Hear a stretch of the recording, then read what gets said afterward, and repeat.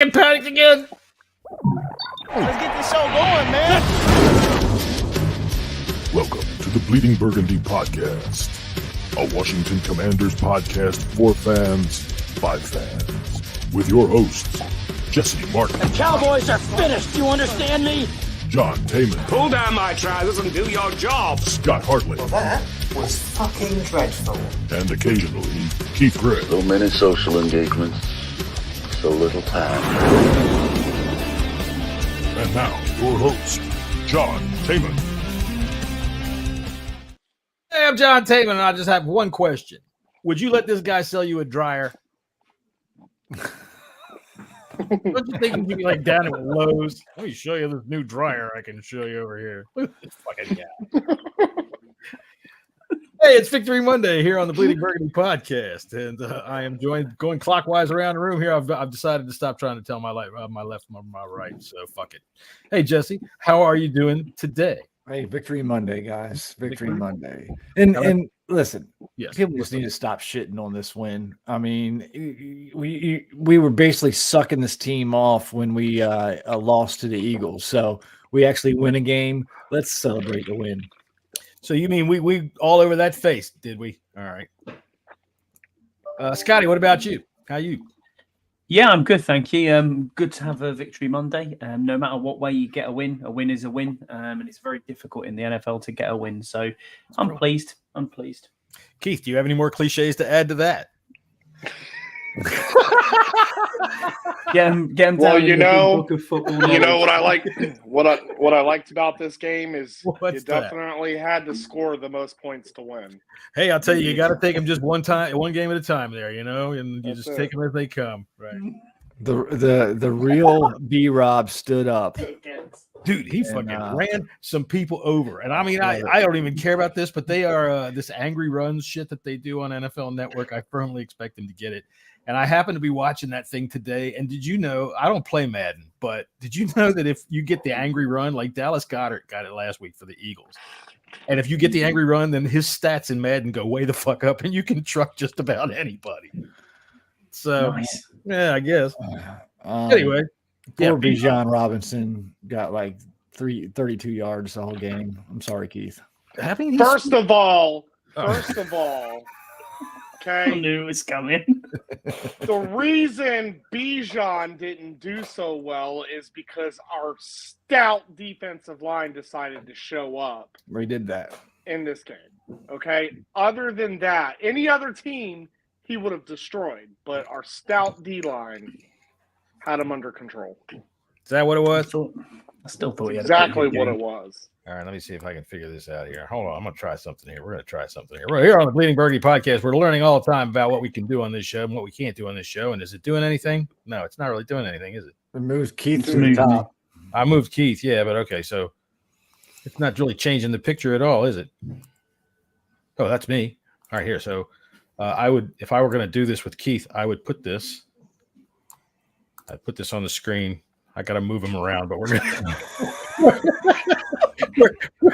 we're going to be able to have some interviews here with our boy. There you go. Keith. There you go. Hold on.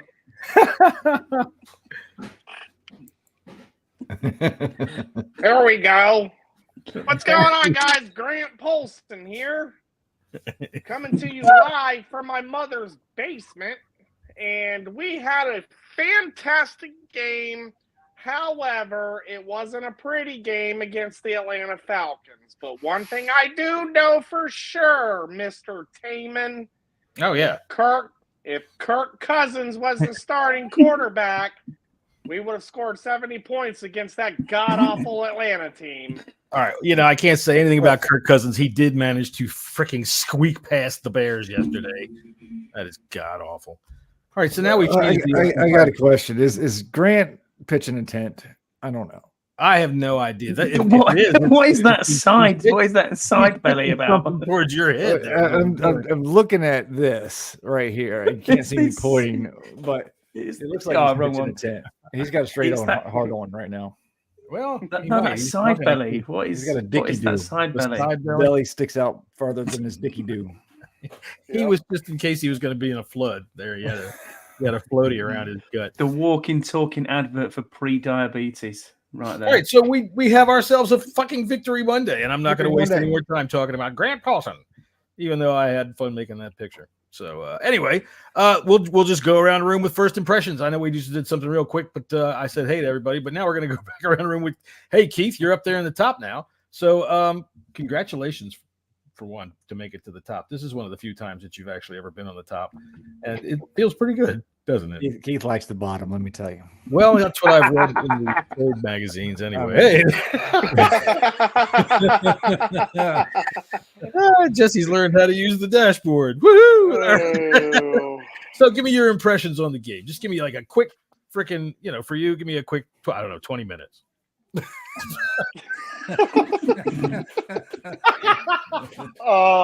First impressions of the game. I mean, this was a game that I thought we could win, and we did. I mean, we didn't blow them out of the water, but I feel like we took command in this game, and this one was pretty fun to watch. All right, Scott, there you go. I mean, he right there went ahead of you in the cliche battle here. So what about you? First impressions on the game? Yeah, up and down. I did enjoy the game. I thought we deserved it. We did enough to squeak by and win. Two what I would deem pretty awful teams at the moment, and we squeaked by and got up to 3-3, which is weirdly enough statistically the best start that we've had under the Ron Rivera era. So that is awful. Being 500 after 6 games just shows you kind of where we are as a team. And where we could potentially be. There's bits in there that I really enjoyed, that I liked. I'm convinced now that Sam Howell is the guy, no matter what way you look at it. I know he took sacks last night. I'm all in on him now. I just like the guy. I think everything about him exudes, this is our quarterback. His post-game press conference, everything he says is right. It looks like he's a professional athlete, the way he comes to work, the way he does things silently and moves on. And you can see that he's getting better game in game. So for me, even if we have a rubbish season, at least we've got one thing out of the way. He is going to be our franchise quarterback, in my opinion. We'll talk about that, I'm sure. Jesse, what about your first impressions on the game? There, my man's looking like he's actually on sports talk radio TV. There was some good, there was some bad, but you saw glimpses of all 3 phases of the game. Good parts of it, It was a team win. I mean, the offense wasn't great the whole entire time. The defense wasn't great the whole entire time. And the special teams was not great the whole entire time, but they were good enough to beat a team like Atlanta. And so let me go back on that. Atlanta was 3-2 coming to this game. So they weren't like a bottom barrel team. They weren't the Chicago Bears coming in here. They weren't, 1-3 or 1-4 or 0-4 or something like that.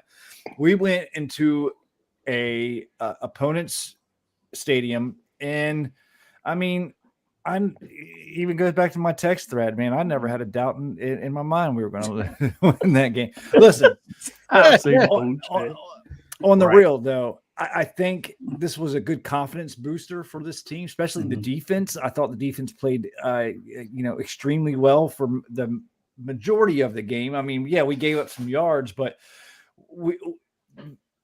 the Falcons outgamed us in pretty every statistical category, and we still won this game. And it was basically 2 scores. I mean, they would have to come and get a touchdown and a 2-point conversion just to tie the game. So, that's, to me, that's a comfortable win. A comfortable win. All right. So, I'll tell you what, this was something that they did. All right. They went out and they did enough of their job that I would say, yeah, I mean, it's hard to say anything but up and down during the game. It was a team win, but I always get the feeling, and I was talking to people about whatever I tweeted today about what I thought about the game. This guy, Todman, told me, because I said, we should be able to dictate to a team like this. If we're going to be better than what we have been, we've got to be able to dictate to a team like this. And he said, no, we couldn't dictate to the Bears. We couldn't dictate to the Cardinals. This is who we are. And that's true. So, all right, if we're going to be anything more than that, we got to build on something like this. I do not want to have the up and down, are we going to make it to 500 just because we get to the last week and win, even if it's an odd numbers of games. So, I'll take the win. I think it was a good win and that they got out on top. But, damn, man, they like to make it exciting, don't they? John, I don't think we have that kind of team, man. I think it's going to be up and down, up and down. I know. This is just who we are. Well, I think, look, Peacecraft, Peacecraft is right. It was a little bit sloppy at the end. aren't those the best movies? I'll say this. What's that? Aren't those the best movies, though? I'll say this. The team is relatively young. The offensive coordinator is relatively young at calling plays full time, and Sam Howell is relatively young. So I think there's building blocks to. There was a question that came into to the bunker. It was short and sweet. Are we good? And it's right now, no, but there is potential for it to get that way. Especially on the offensive side of the ball. I mean, listen, Jahan Dotson hasn't even been involved in the game yet. Terry McLaurin is because finally he can't catch. Exactly. We're going to get into that in a little bit. We'll get to that in a little bit. Terry McLaurin is now being targeted, 11 times per game. That's good. That's what we needed. Now, if Sam Howell can, and this is a major problem. This isn't a little problem. This is a major problem. If Sam Howell can learn to get rid of the ball faster, I'm not crowning Sam Howell a franchise quarterback yet. I know Scotty, but I need him to get better. All right. I need to see him get better at that because this is a big problem. Okay. The majority, Jesse, the majority of those sacks were on Sam Howell. All five, Keith. That offensive line was holding their blocks long enough. And every time he took a sack, every single one, I said, damn, that's a bad sack for him. Like, what are we doing here? Yeah. Yeah, it looked to me like he kept trying to escape up into the middle. After he would stand there. He would do this goddamn Johnny Unitas pose. He's got to learn how to manipulate the pocket. He's got to be able to move around. You could almost see it in his face that it occurred to him. Oh, hey, man, maybe I should run and try to go up the middle. But hey, there's nothing there. If he wants to hold the ball that long, he's got to be able to move around. I think he's thinking too much. He did yesterday. That's exactly what I saw. Even in the games that he held the ball too long, his pocket presence was better. He at least knew where to escape or at least try. Yesterday, he would run right up the back of his lineman. I didn't like that. So I agree with Let's play true or false. Lucas played an excellent game. Excellent. Tell you what, hang on a second. You go ahead. Jesse, go ahead. Take us to whatever we're going to talk about next, and then I'm going to bring up some true or false, but I've got to ask. Listen, let's talk about the offensive line real quick. We just touched on it. Let's give them a shout out. And first off, I want to say, thoughts to the Leno family. Horrible, horrible situation. We saw the post. I figured that even before the inactives came out, I was like, I wonder if Charles is even going to play. But just our thoughts are definitely with the Lenos in this extremely, extremely tough time, man. Keith, I don't know if you want to expand on that. Go ahead. Yeah, I do. A couple things on this, and then we can move on from it. But this one hit a little hard for me for multiple reasons. But the first reason is we had seen her at the game. She sits in our section, and she comes and, talks to us for a little bit, and then she goes off and does her thing. She comes by herself most of the time. But when she does come and talk to us, she's super cool, super friendly, just an amazing person. And I knew the few times that I've seen her at the game, she wasn't feeling well. She was dealing with, complications. And I could see talking to her how scared she was. And so now when you read what we read yesterday, and I kind of put those two together, like, I can't get that vision out of my head now at this point. Like, when you can literally you can look at someone and you can tell that they're scared and that they're just trying to get through the day. She's just there to support her husband.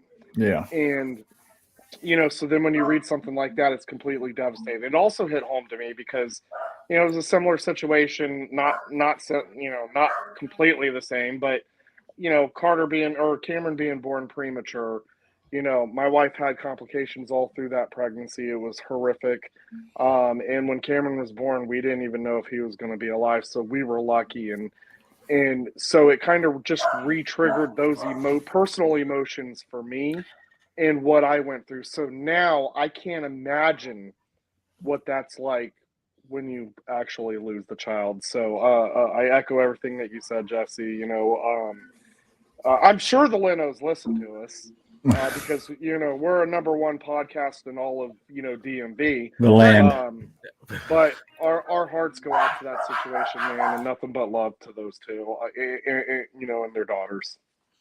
And now back to stupid jokes and having fun. I don't know where to go with that. Jesus Christ, I'm sorry. You couldn't have said it better. Couldn't have said it better, Keith. Honestly, totally. We can move follow on. up Yeah. that. Okay. Yeah. All right. So going back to talking about the offensive line. Yeah. Look. For Cornelius Lucas to come in and without playing, he hasn't played in a whole year. He came in and held it down. So shout out to Lucas for just being on point and being prepared and ready to play like a 10-year vet that he is. The offensive line played very well yesterday. I think they're starting to get better and better and better. That bodes well for Sam.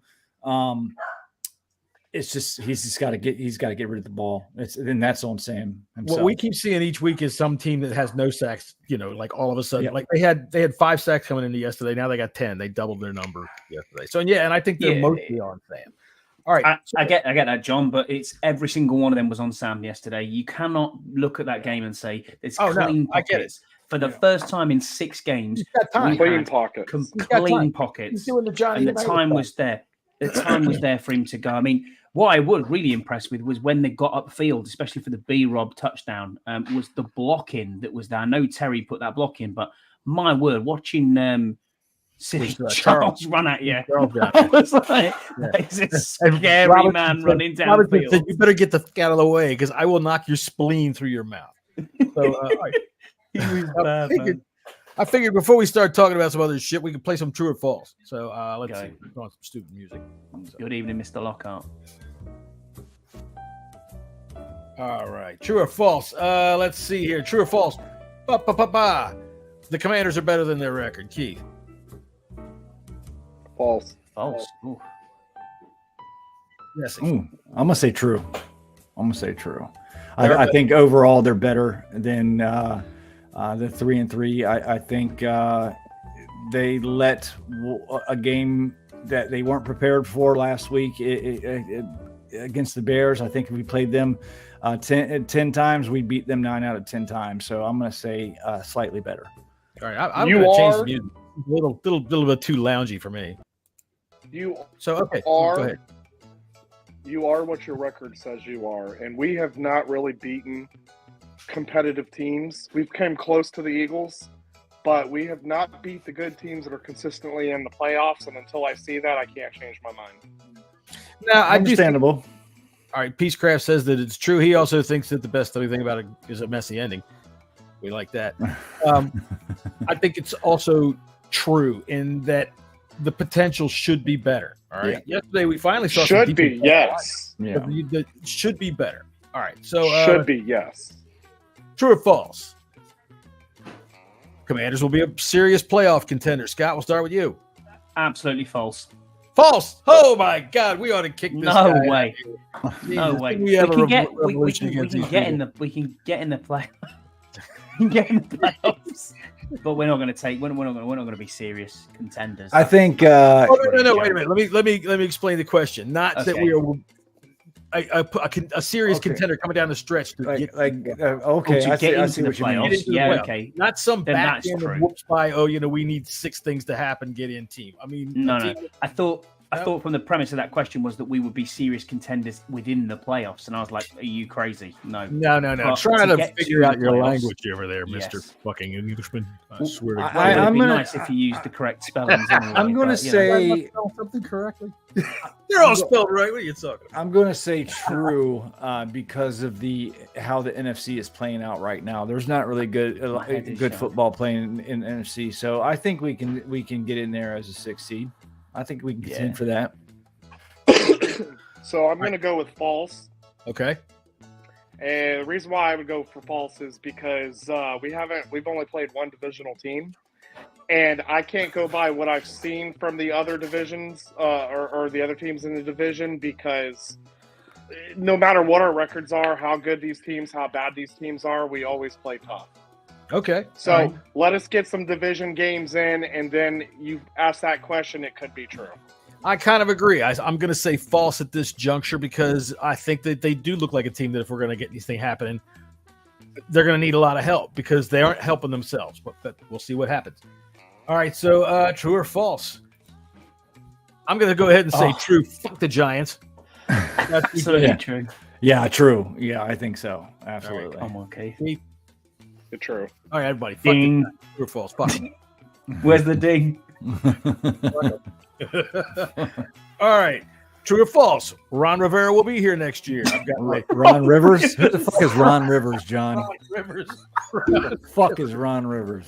No, that's false. Definitely false. Keith's poor name. We will be out of there with Ron Rivers. All right, Ron.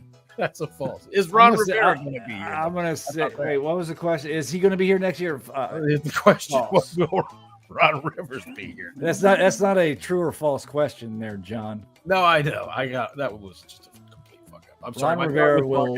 I'm going to say no. I'm just going to say no. I think he's going to have to win a playoff game, and I just don't think so. No, that's not true or false. False then. Because it's not. I'm answering your question. Okay, Keith, does Jesse know what true or false is? That's not even correct. That's not even a correct answer. Anyway, not correct. Jesus Christ, we need Alex. That's who you did that. That's who you did that, Keith. All right. The answer to that question is false. No. Yeah. All right. So, okay.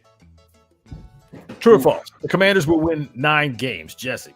I'm gonna say true. Fuck it, man. I think we're going to continue to get better, and we're going to get 9 wins and get a playoff berth.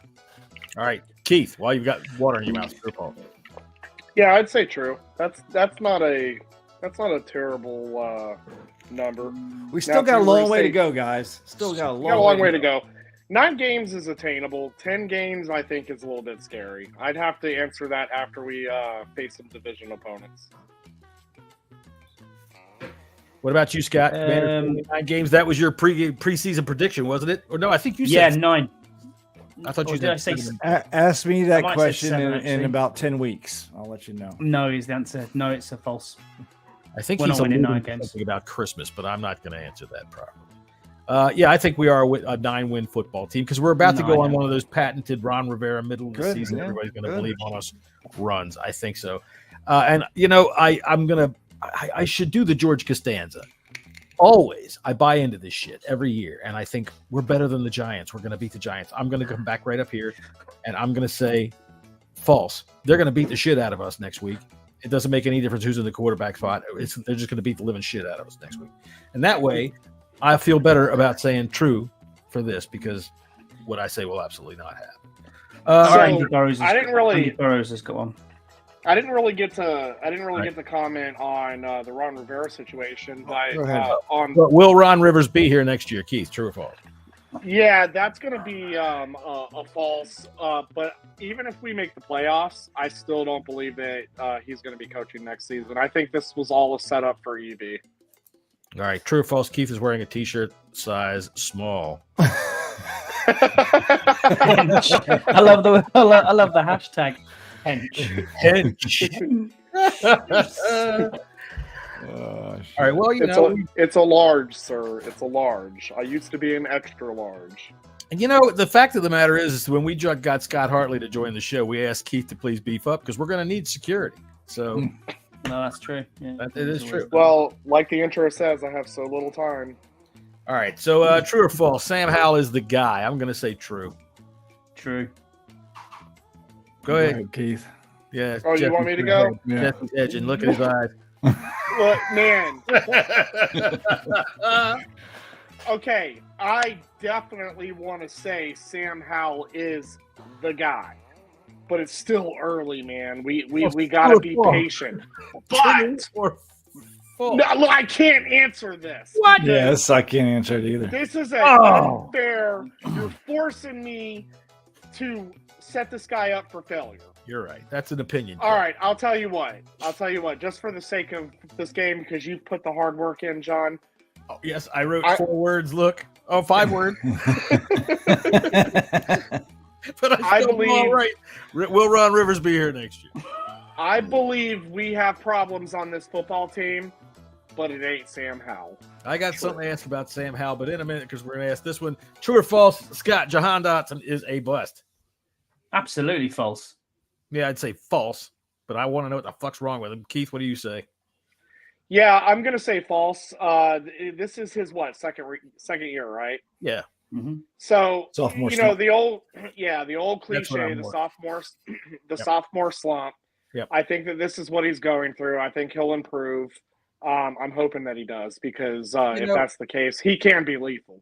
One of my things I said this morning on my little X tweet there was about, what's up with his hands, right? And man, some dude came at me and was like, you and your false narratives. We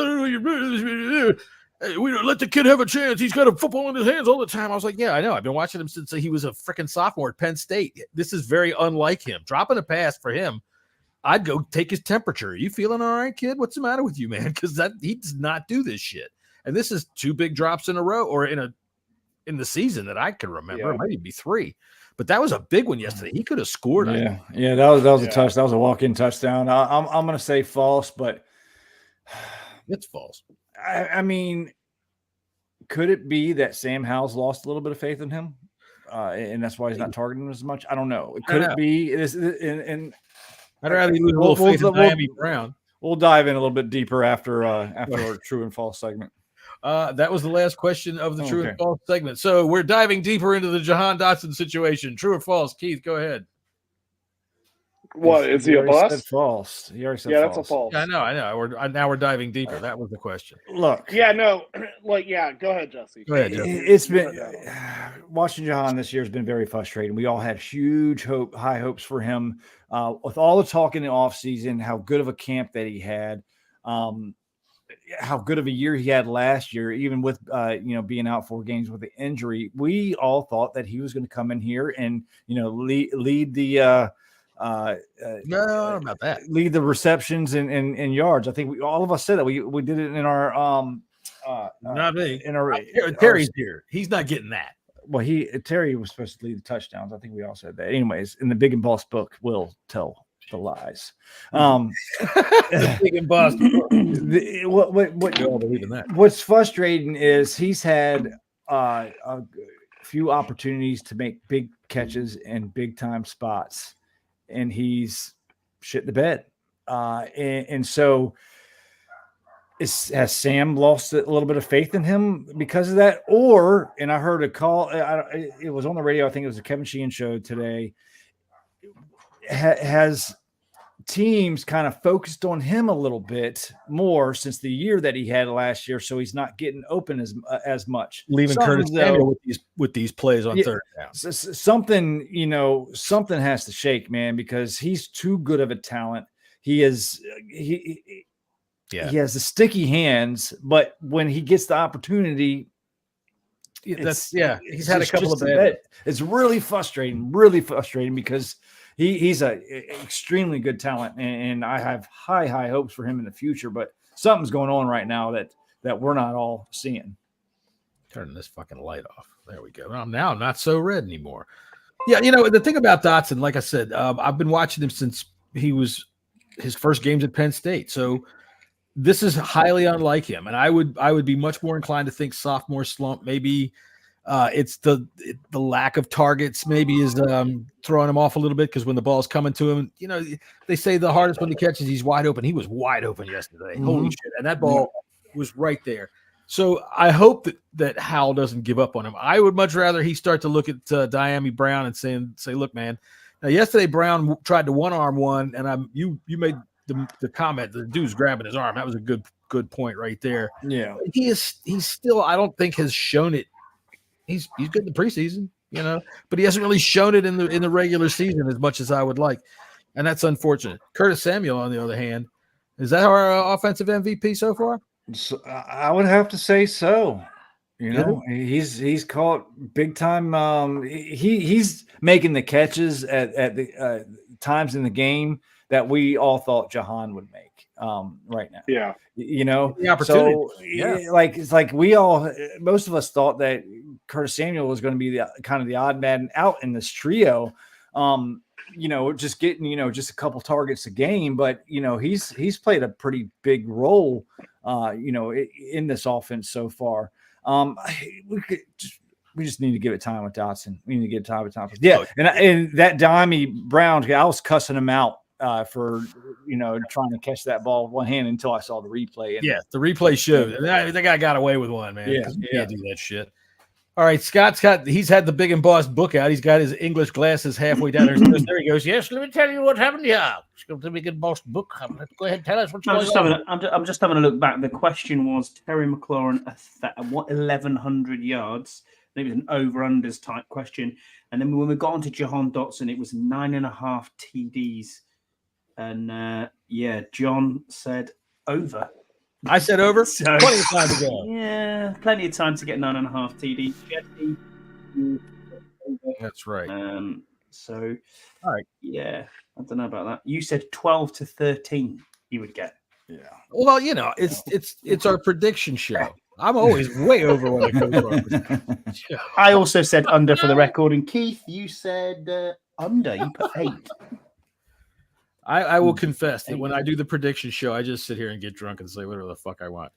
So, 17 and 0. As we just said, I think I just I laid out something that nobody ever knew. So while we're still talking about the offense, let's talk about Eric Bieniemy for a minute. Yeah, please. Look, I thought he called a pretty good first quarter. But that second half left a lot to be desired. When you go to the last 4 possessions that we had, punt, punt, punt, punt. None of those drives lasted more than 5 plays. Right. Some of these play calls that he's had is leaving a lot to be desired, and it's frustrating. I mean, we were in a position to put the foot on their throats and just totally put the game out of reach for them. But the offense just seems like, and it's been like that since week 1. It will have a good half, whether it's the first half or second half, and then the other half was just shit. So, what do we make of this? You know what I need to see out of VB? Because I agree with you 100%, Jesse. I need to see that killer instinct. And what I feel like I see on the sidelines is they play to the clock. I feel like they're not surrendering. They're trying to run time off the clock, especially in that game, as much as possible. And while they call those stupid plays, they don't get the first down. And their hope is, if we can run, get the first down, call it a day, right? But it doesn't work that way when you get stopped like that. And so what I haven't seen from EB is a killer instinct. Look, when we're up the way that we are, keep stomping their necks until that clock says 0. Yeah, that's what this team always does. It plays to the opponent. And my question would be, if we're so geared to running the clock, then why couldn't we do it with fucking 2.5 minutes to go on a clock? I couldn't understand that for the life of me, where we come right out and bloop, bloop, bloop, and it's just all right. We have one run play. We run the clock a little bit. The second run play, we got all this mixing and shit going on. It goes absolutely nowhere. That was the one with Curtis Samuel. The run with Curtis. That was the dumbest damn play call. Run the ball, man. Run the ball. Right. Yeah. Right. Run the fucking ball. Or if you really want to, run that little screen that Brian Robinson's been killing people with. Get 6 yards. Get 7 yards. Get yourself in a third and manageable, and run more clock. Right. Run more clock. They just seem to kept giving the fucking Falcons as many chances as they wanted. They just had to pick one off in the end zone. Thank goodness for that. 2 quick points on this. I mean, the 2-minute drill before the half was just woeful. Mm-hmm. Just one of the worst I've ever seen for a long, long time. As if they didn't have a clue what they were actually trying to do, whether they were trying to run the time off the clock or whether they were going to actually try and go for something. Nothing there. And do you think this is quick question? Do you think this is a true West Coast offense? Because to me, it looks like Air Coryell. And then obviously, I listened to Sam's post presser, and he said, "Oh yeah, we've got the the scripted 15 plays. Why have we gone back to this scripted 15 plays? Oh, they do. It's the first 15. Every single 15, team. Yeah, it's the first 15. Does every team do that? Is it something that they do? Oh, yeah. Every team You does notice these teams walk right down the field on us, right? And on the first drive, they just march right down the field. The Bears just managed to do it on the next 4 drives, too. But, but they do. They just go right down the field. And it's the scripted plays. And I think Andy Reid was one of the innovators of that back in the day. He just decided that that's what he was going to do. And you had a really hard time stopping it. And I don't have a problem with that because you're going out there with a plan. As long as you can execute the plan. My problem is you got to string something together first drive. All right. I don't want to go out there and go 3 and out and punt. All right. I'm a firm believer that if you're on the road, for one, they did the right thing in Atlanta by deferring.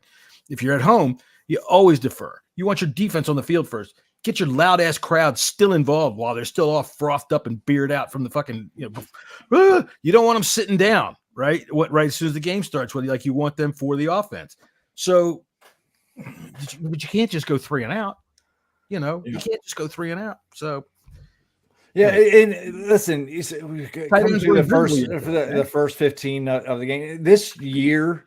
I think for the most part we've been pretty good on the first drive. I mean, we haven't scored touchdowns on all of them, but we've at least I think we haven't gone. I don't think we've gone 1 3 and out. What was that? in any of our drives. I don't remember going 3 and out on the first drive of any of the games this year. So we've done a half decent job with that, with moving the ball a little bit, at least like right in the beginning. But we go through periods where we got 3 points yesterday on the first drive. That was nice. Yeah, that's what I'm saying. It's like I don't think we've had any 3 and outs on the first drive, but we go through periods where like, man, what a good set of plays that EB's called, and it's sporadic throughout the game. But then you go, some drives are like, what the fuck was that? Like, what are we trying to do here? It's not consistent yet, and maybe that's maybe it's just going to take time for EB to get his shit together.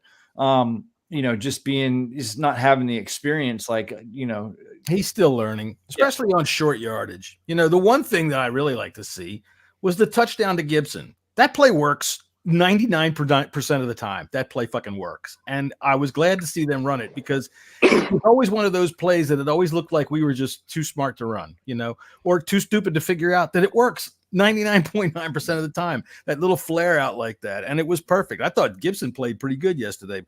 Tell you what, though, we played. Go ahead, Keith. Yeah, I was going to say, one thing that I do like, Jesse, I agree with you 100% on everything you said about the offense. What I've been complaining about over the years is that we can never finish the job. We're always kicking field goals. I don't know what our field goal attempts are because I don't go stat search. Not that many. 9, something like Not that many, right? And yeah. I do feel like this season we threw a lot of interceptions in one of those games, though. That's true. So I do feel like, though, in this season, I feel like we're closing better when it comes to points. Sure. Yeah, we're better in the red zone. That is for sure. Yeah.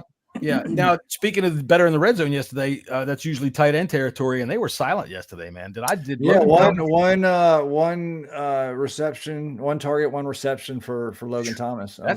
That's unusual. So I wonder why that was, because that's generally because they heard our podcast last week. Bitching about, hey, let's get someone else fucking involved. So they were like, you know what, Jesse was fucking right. Did you get that memo? That's right. They got the fucking memo. They did. They got the memo. All right. So let's do some. What do we got here? We got butt pats. About the defense. All right. Sorry, we did true or false. So let's butt pats. All right, butt pats we'll start with defense. Might as well start with defense, and we can have as many of them as you want. So we'll start first. with I'll go first. And it's in the mail, John. Cody Barton's jersey is in the mail. He gets my first butt pat of the day. Hey, listen, man, you can't say he wasn't all over the field yesterday. He was involved. He made good plays. I didn't see him get dragged more than 2 yards, 3 yards down the field this game. So running backs were ineffective. I mean, that guy Algiers was more effective than you know who. So shout out to Cody Barton. Let's keep this. I tell you what, we'll just keep going clockwise, and I'm going to build on that. And I'm just going to say shout out to the whole linebacker crew in general, man, because I've been riding on them that they've been bad, and they have been bad. And not only was Cody Barton good yesterday, Khaliki Hudson made his presence felt, and that interception by friggin' Davis was beautiful, man. Really good. He jumped that route like y'all see Deuce's. That was great. It was great. He's like, oh no, not Jamin. Jamin's on Bijan. Oh, Jamin! Oh! It was great. I can tell you what, if y'all don't follow Deuce and Deuce is Deuce Red Zone in the Lab. Yeah, Red Zone in the Lab. Go follow him. He's a great follow. It was just a good moment because he was at the game yesterday. It was funny. It was fun. I'll tell you who Desmond Ridder didn't see. He didn't see Bijan because freaking Davis had him completely blotted out. He was like an eclipse. Came right in front of him. Took that ball like it was his. All right, so Keith, who's your first butt pat of the day on defense? Yeah, I'm going to go ahead and give my butt pat. I was going to say Jamin Davis for that interception, but also Casey Toohill, man. I honestly did not know how fast that guy really was. He's quick. He plays well on the rollouts, man. He really chases them down well. And he did just a great job of containment, too. Even, the first one, he didn't get the sack, but he contained very well. Yep. And then when he got the sack, I was actually legitimately happy for the guy. I wish I could have been at the Hog Farmer event that him and his wife and the Linos put together. I couldn't make it out there. My son's football, I got to be there for that. But man, the Bears. Yeah. But the Bears 5-0, baby. But anyways, for youth football team of the Bleeding Burgundy podcast. That's right. But yeah, shout out to Toohill, man. He played excellent that game. Yeah, he was really good. All right, Scotty, who you got? Well, Keith just stole mine, but I'll back on it. I will give Toohill a butt pat. He was brilliant. For me, the other one, I think you mentioned him briefly, John, there was Khaliki Hudson. Couple of sightings there, was fantastic on the 2-point conversion, stopping that going across. I know you mentioned it was John Allen. I think it was a collaboration of the two of them. But he played pretty well in the time he came through. So Khaliki Hudson gets it for me as well. Attaboy. You got any more, Jesse? Yeah, I'll give a shout out to Cam Curl. He had a solid game yesterday too. He's I've kind of been on his back the past couple of games, but he must have heard me. He's made up for it. This game he played extremely well. Had some really good, tough tackles, hard tackles. He'll stick his head in there and mollywop some people. That's for sure. But what I like about him, and I noticed what he did in a lot of his tackles that game, is he would go in shoulder pad head first and stick. But if he couldn't bring them down, he somehow knows how to bring his arms down to still stay on the legs to trip him up. And that's what I like. Yeah. Do your job. He did his job. All right, I'll keep going with it. I'm just going to go, and I'm doing the Keith thing today. I'm giving everything in generalities, but the safeties in general, the secondary in general, I didn't notice the injuries, right? I was worried about Quan Martin. I was worried about what was going to happen without Forrest in there. Whether Percy Butler could step up. I didn't notice the injuries. Drake London had a couple of passes. Pitts caught a touchdown. But other than that, Ritter's not good. But, I'll give him this. Ritter's one of those guys that doesn't know he's not good. He's like Taylor Heineke. He doesn't realize it. So he'll make some plays. Was good in the first half. He will. He made some throws in the first half. His clock management was horrible. And, his offensive coordinator didn't do him any favors. I got one more. Go ahead. It's got to be Kendall Fuller. That's 2 interceptions for the season. Still back to his Pro Bowl form. Had a game off against the Bears, but he's back to being probably one of the best corners in the league at the moment, statistically. Great interception. Didn't he get torched on that Pitts touchdown though? Yeah, well. He still has that issue. I think it was BSJ that actually, but it was BSJ. You're right. You're right. St. Jude's did get his first interception, so that's why I didn't get BSJ to tip. Tell you what, though, man, the Falcons were getting away with some fucking holding, and I mean, bad holding, right? They got away with Chase. They had a face mask on Chase Young. They didn't call. Dude, there was one where James Smith-Williams came running around, and he's by himself with this tackle out in space right in front of the ref, and he beats the guy. And you see him all of a sudden jerk back, and then jerk back a second time because the dude's just hanging onto the back of his shirt. And it's like, fucking A, man. Human beings don't do that unless they're being held by the neck, you know. Come on, ref, throw the flag. Yeah, 0 snaps for Forbes. That was interesting. I wanted to mention that, yeah. I'm not surprised. I'm not surprised, and I'm actually, to be honest with you, I'm thankful. Not because I dislike the kid, and I don't think he can be good in this league at his position. He needs to learn. He needs to learn, and it's quite clear because, like I said, when the Bears had a game plan to target him and they were successful, the Eagles had that and started the game plan and were successful. It was actually a great call by Ron to keep him benched, and because I feel like, honestly, and I don't mean this in a negative sense that this kid is trash by any means, but I feel like the game could have went a little bit differently. I don't want to say that he'd get torched, but 2 games like that, my confidence level right now with him is not there.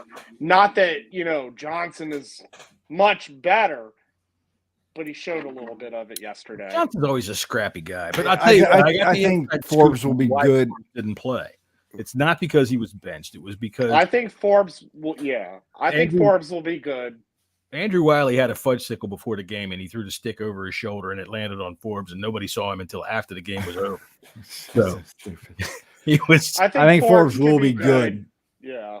I do too. I think it's kind of like it's like the quarterback situation. Jesse, you and I see eye to eye on this. When you sit your QB for at least one season, I think it should be more, but at least one season. Cornerback, yeah, but listen, this guy. The problem that I see with Forbes more than anything else is the size. Yeah. He gets pushed back like with a feather. Yeah. Also, too, you got to think sometimes this happens to corners. Look at Darius Slay in his first year in the league. He got benched because he was bad. Well, you see, he tweeted out to Forbes about it. Yeah, yeah. This is just a learning lesson for him, man. He will come back. I have all the faith in the world that Forbes is going to be a good player for a long time in this league.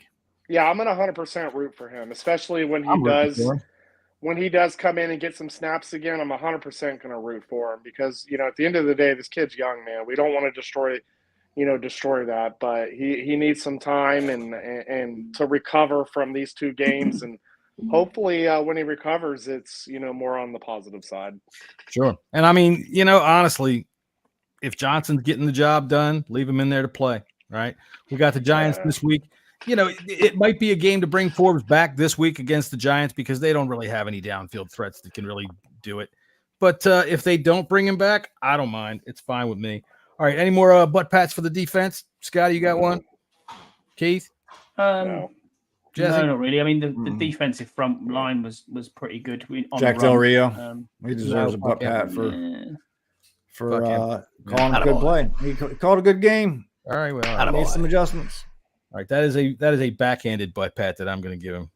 Yeah. All right. So, all right. So, what about head smacks on defense? Head smacks on defense. Keith.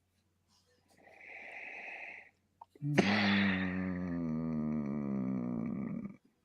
don't think I put much thought into this one. I'll go. I'll do. Yeah, go ahead. BSJ. Yeah. Look, he gave up some stuff to Drake London. Scouse is right. He did give us some stuff to Drake London. But he did get his first interception, so that was good. In the end zone. Yeah. So, Scotty, I got one. Yeah, I'm going to go Chase Young. You can't give up a penalty within the red zone. Stupid for being offside. Did you see the way he was lining up most of the game? Stay on a 2-point stand. Dead straight. Like dead straight, won it 2 points. Yeah, Standing up. Yeah, I'd rather he seems to be faster when he gets down on a 3-point stance. Yeah, I'm not sure why this is, but I happened to notice that, and I just felt like he was a lot slower. Well, I'm going to go ahead and stay on the defensive line. I'm going to give mine. Well, actually, I'd try to, but I don't know where he is. Montez Montez Sweat, where are you? Yeah. Where are you? Then my man has gotten his name called twice in the last 3 weeks. Did he not get injured? Did he dislocate a finger? He came no, it was Payne that dislocated a finger. No, and he fixed it right there Sweat while you were did looking at too. on TV. Sweat fucked his hand up too. Yeah. Okay, well, dude, play, man. You got to come out there. Or put Toolhill in there. Look, if Payne he got a dislocated finger, honestly, we watched Payne relocate his own finger on television while we were looking at him. He did it right there while we were looking at him. Yeah, I guess that's somewhere I could go as well. I mean, he caused that penalty before his finger was dislocated. Am I right on that? Yeah. Yeah, you are right on that.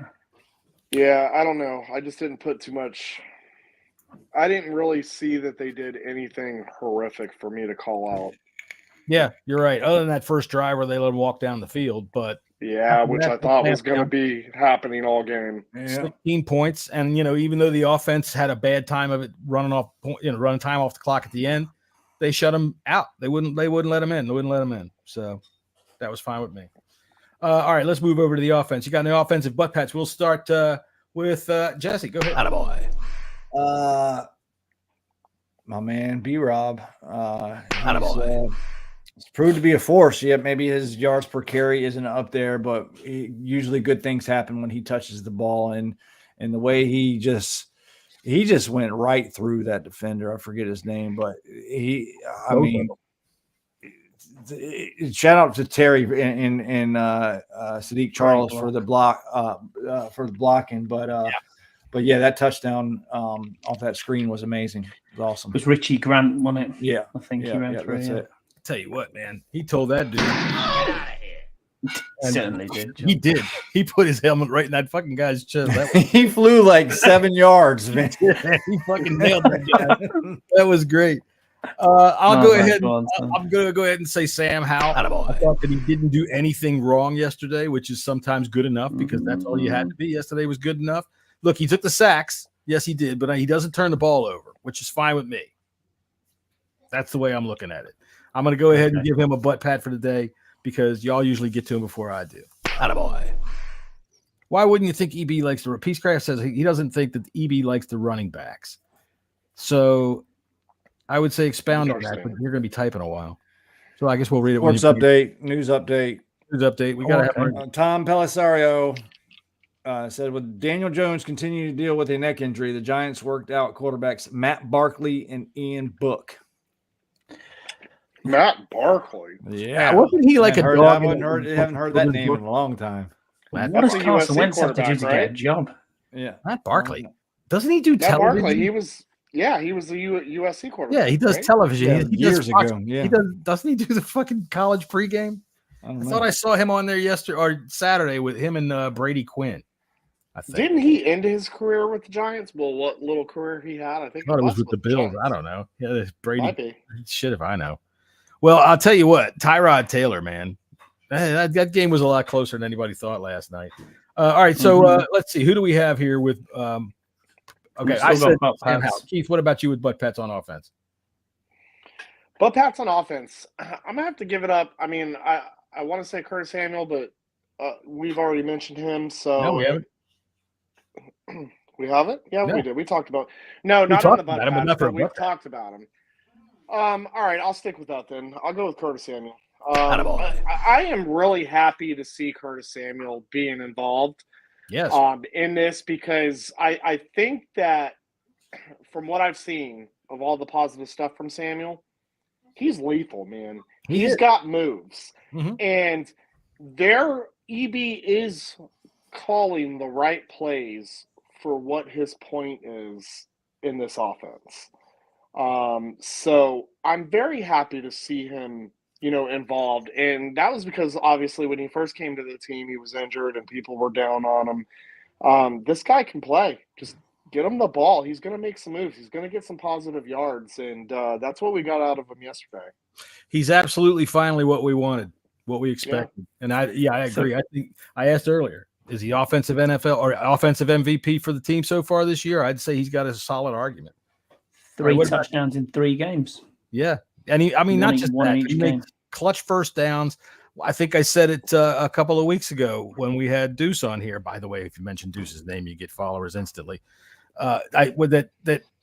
He's the best guy with a 4-yard pass. He's like awesome with a 4-yard pass. All right, what about you, Scott? You got an offensive butt pat? Yeah, I'm going to go with Antonio Gibson. We've railed at him long enough to say that he's not been good. I mean, he doesn't do my heart rate any good when he goes up the middle with that ball. Yeah. But even so, he was very good yesterday. Good touchdown, played well. When he came in as that change back, he did really well. So yeah, fair play to him. Good game. One 9-yard beast mode run that he had where he was just running mad. I'll tell you one thing I noticed. High and tight and both hands on the ball. He looked like he was a vampire in his coffin with the ball. You got any more butt pats on offense there, Jesse? Offensive line. Attaboy. Yeah, good. How do you, Charles? Elias Lucas. Yeah, all of them. They played pretty well. Yeah. They played pretty well. And even though I gave it to Sam Howell, you gotta get that clock in your head fixed because it's going cuckoo and that's no good. So we do have some email. I don't know if you guys realize that, but we do have some email this week. So give me a second and I'll pull up some emails. We didn't do head smacks. We didn't do head smacks? Well, then, God damn it. I'm all ahead of myself. All right, head smacks for offense. Go ahead, Jesse, please. Back me in the head. Jahan Dotson, man, where you at, Bubba? Yeah, what's up with those hands, man? What's up with those hands? I don't know. That's a touchdown. I got another one, too, if y'all don't take it. Offensive head smacks for me, tight ends, where were you? Unless they might have been trying to help protect. But I didn't see him anywhere. I can't give him a head smack because they didn't do anything wrong. So I ain't giving anybody a head smack on offense. I thought they did all right, except for maybe Diami Brown. Keith? Yeah, I was going to say Dotson, but I'll go ahead and throw it Sam Howell's way. Get the sacks. You got to get rid of that ball, man. And we've been talking about this way too long this season. And he's had kind of sort of an excuse with how bad the offensive line has been. Mm-hmm. No excuse for that yesterday. The offensive line was on point, gave him enough time. Dude's got to know what to do. Make these decisions quicker. Got it. All right. One more butt pat I got. NFL update. Oh, NFL update. NFL update. Tyreek Hill is on pace for 2,307 yards this season. Is that just against the Commanders? See, those are the kind of games we win, though. Those are the ones that these teams win. Yeah, they are. So, I'll tell you I got a head smack on offense, so I'm going to give it to Eric Bieniemy. That was my second one. Don't hit him in the front of his head, though, man. That thing up there in the front might break your hand. And then I've got one more butt pat, if that's okay. And it's not I got one offense too, or we're going to say it at the same time. Ready? Yeah, One, we are. 2, 3. Jamison Crowder. Damn! I forgot about that. Right. Good call. Yeah. Talk about needing a play, and there he comes, man. This is one of those. Ron, every once in a while, Scotty. or the Martys or whoever, every once in a while they pull a plum out of their ass like that right at the end of the freaking offseason. Welcome back, Jamison Crowder. Glad to have him. I just wish he'd have nailed it himself. Stop looking behind you and just fucking run. Give them 2 yards. I just think his legs went out. Oh my god, he was tired. He was like, "Jesus, crazy. These fields used to be shorter." He was 45 fast, yards. Though. He got to 45 yards and was like, "This is hurting." Yeah. I think because he kicked up those burners a little early, and he didn't realize, whoops, I ain't got that much fuel in my tank. It got him free, and he had a pretty good return last week too. No, he's had good returns the past 3 weeks. Even, Listen, I'd rather have that guy back there than who we've had. Yeah. Dax Milne, you can get out of here. All right, so do we have time for email? Yeah, go ahead. Yeah. We got time for email. I got to put the email music on that. All right. Of course, if you want to write to us here at the Bleeding Burgundy podcast, we have an email address called wehavenoemailaddress@gmail.com. Emails, dear sir, I'm probably going to be looking for work here soon, and I figured I'd give podcasting a go. I like your show, and I'd like to be on it. I know a lot about football, and I'm better than that Kith guy by miles.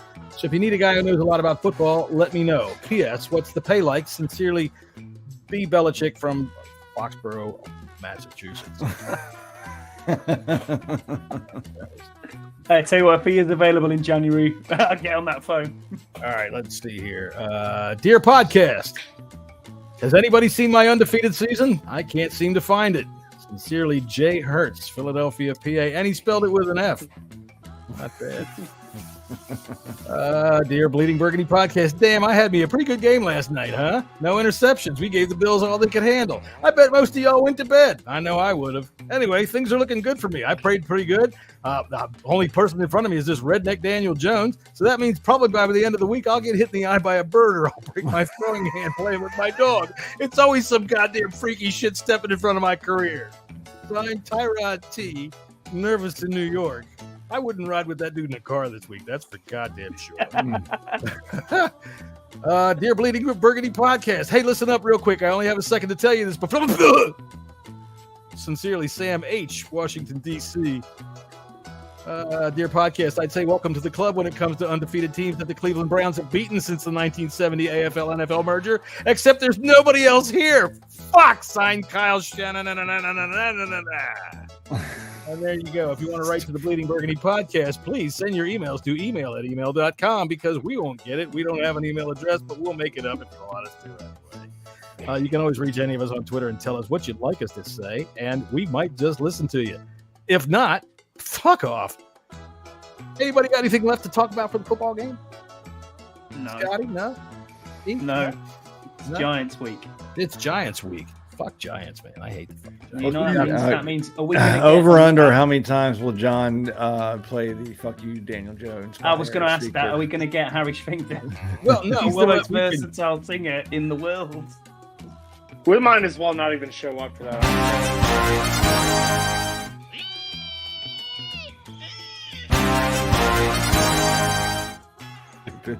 So yeah, we'll play that. Hopefully next week I'll put Daniel Jones's face in there. So that'll be cool. Maybe. Very nice. All right, so then the 1 Point Safety Show comes on Thursday. Actually, you'll be on Friday morning, right? Thursday night, Friday morning. And then Friday afternoon at 5:30, you can meet us all back right here, and we'll talk to you all about the upcoming game with the New York fucking Giants. Fuck you, Daniel Jones. Fuck you, Wellington Mara, and your dead ass. And fuck you, John Mara. You skinny little prick. I agree with Peacecraft that I don't think EB likes running backs too much. Interesting. Tell you what, man, I do like when he gets that screen out there to Robinson. I think he runs it really well. And I mean, as long as Gibson doesn't fumble, it can be deadly in the open field. So I got something. Go ahead. Yeah, guys, everyone who's listening to this show, go to on Twitter or X, whatever you want to call it these days, go to Hog Farmers Charity Twitter and take a look at November 18th. We're trying to get some teams together to downtown, Navy Yard in DC. We're doing a putt-putt pub crawl. Teams of 4. It's $100 buy-in, $100 basically for a team. We really need your support here to raise money. All proceeds will go to the families who are facing pediatric cancer. Go to that page for more details, though. On Twitter, What's a putt-putt pub crawl? I know what a pub crawl is. Good question. How do you is this like some kind of miniature golf thing? Yeah, it's miniature golf. There's a whole. My wife is saying yes. Where have you been? Jeez. Yeah, there's these bars put together these certain holes in each bar. You go in, you can win prizes and that type of stuff. It's really the first time we've done an event in the DC area. We're trying something new and different. That is good. That's a good idea. Yeah. So again, just go to the Hog Farmers Charity on Twitter for more information. We really could use all of your guys' help with this. And even if you don't, you know what? Go to Amazon.com because you all use it, and use myamazon.com, myamazon.com, and make the Hog Farmers your charity of choice. And they will send a couple of pennies their way each time you buy something. So, and look, you can buy thing there from anal lube all the way down to freaking almond flour. Well, I mean, you never know, Keith. Proctologists might be listening to this show. Anyway, we'll see y'all Friday.